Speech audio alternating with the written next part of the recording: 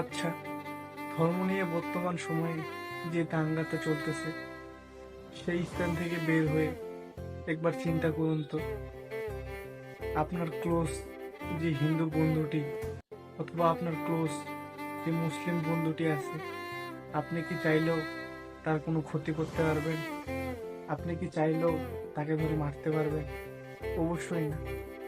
কিন্তু মূল বিষয়টা হচ্ছে, যখন সেটা আসে ধর্মের উপর, তখন সেটা সবার গায়ে লাগে।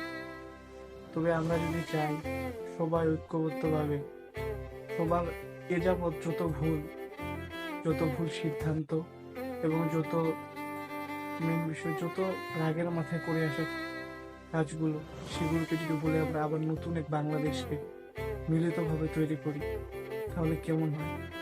আসুন না, থাকি আগের মতোই মিলেমিশে। কেন আমাদের মধ্যে এই বিভাগটা? অথচ দেখবেন আমাদের মধ্যে এই দ্বিধাদ্বন্দ্ব, এই মারামারি, এতে আমাদের কোনো লাভ নেই। সব লাভ লাভ কিন্তু সেই রাজনৈতিক দলগুলোরই।